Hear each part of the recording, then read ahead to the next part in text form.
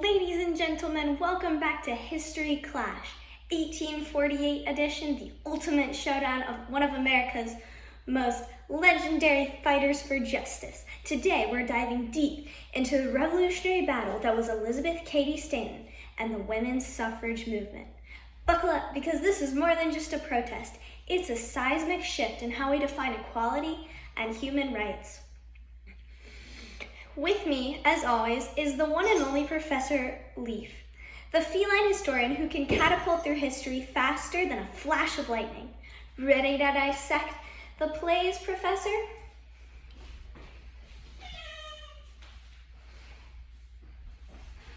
Yes, I very much so am.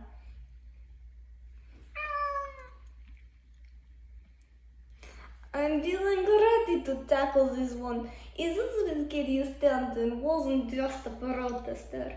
She was the quarterback of a movement that redefined the American dream. She didn't just want to change laws. She wanted to change the very structure of American society itself. This wasn't just about voting rights. It was about lifting women out of the shadows of inequality and injustice. You seem very agitated about inequality and injustice, Mr. Leaf. That's right, Professor. Let's break it down. 1848, a nation still reeling from the aftermath of the Industrial Revolution and grappling with its own hypocrisy on liberty. While the U.S. prides itself on being the land of freedom, yay, America!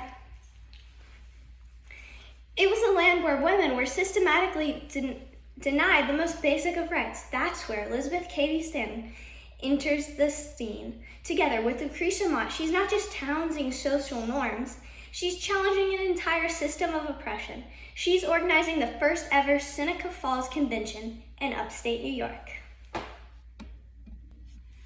Not just organizing, a historic move. The Seneca Falls Convention in 1848 wasn't just a gathering. It was the kickoff of a national battle for gender equality.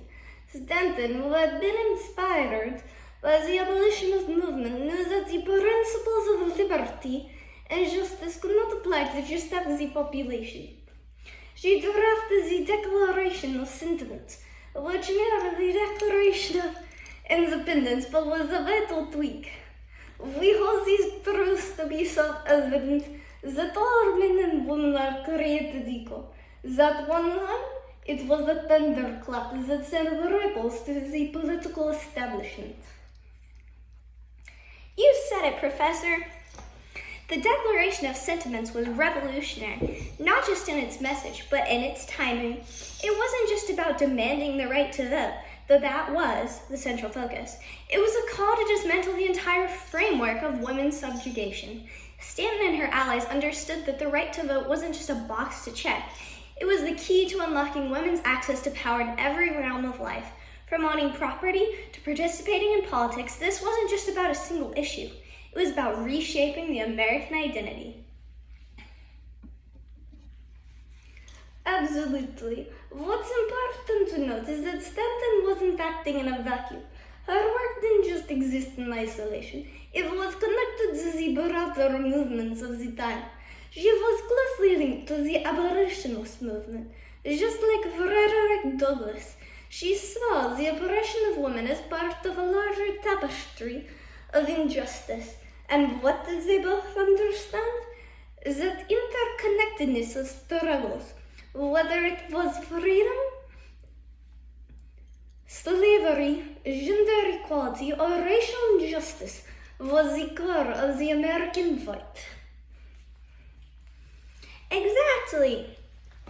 Stanton and other suffragettes knew their fight was linked to the fight for abolition. In fact, the same year as Seneca Falls, we see the first national women's rights convention in Massachusetts, where African Americans like Frederick Douglass also had a platform. They weren't just advocating for freedom for one group, they were advocating for freedom for all. This intersectional activism would later be a hallmark of movements like the Civil Rights Movement and beyond. Professor Leaf had to take a short break. He was becoming quite irritated. So we have the stand-in, Professor Whiskers. Right. And let's not forget the backlash they faced. Stanton and the women who championed suffrage were constantly met with resistance, especially from traditionalists who feared that granting women the vote would unravel the social fabric. Critics dismiss them, mock them, and sought to make the status quo. Yet the courage of these women never faltered. Just as abolitionists were labeled radicals, so were the suffragettes. Yet history has proven them to be visionaries. And here's where it gets really interesting, folks. While Seneca Falls is the starting point, it's not the end. Stanton's activism sets the stage for decades of protests, petitions, and marches. It inspires future suffragettes like Susan B. Anthony and becomes a critical moment in a centuries-long battle. This battle won't be won overnight. There will be setbacks, but these women's voices will echo through the courts and legislative halls until the ultimate victory in 1920 with the passage of the 19th Amendment.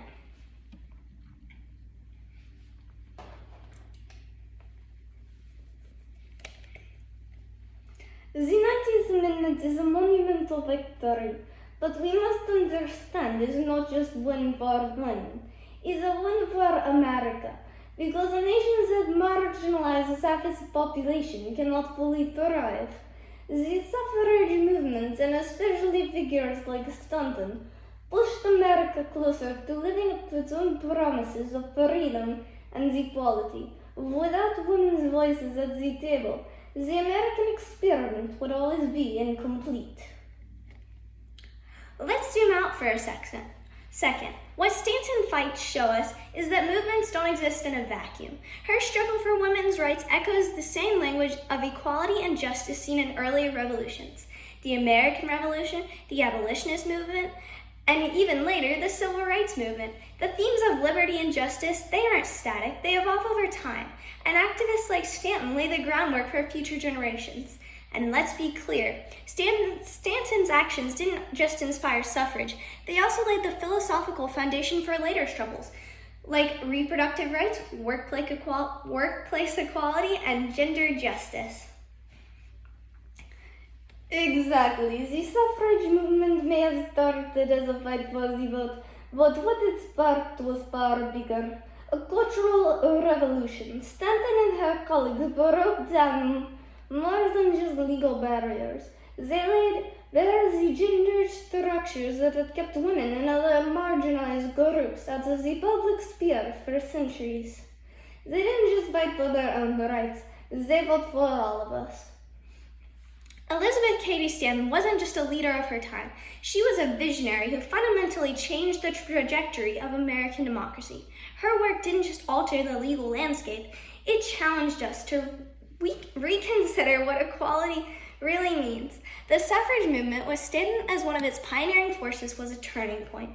It's a reminder that in every era, there are those who dare to ask the tough questions, who risk everything to ensure that freedom means freedom for all. Perfectly said, my friend.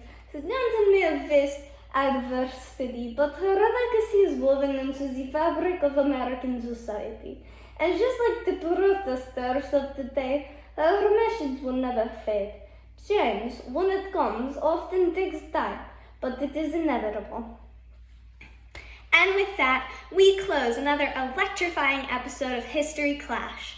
Elizabeth Cady Stanton, one of the women who shaped America, one protest at a time. See you next time, folks.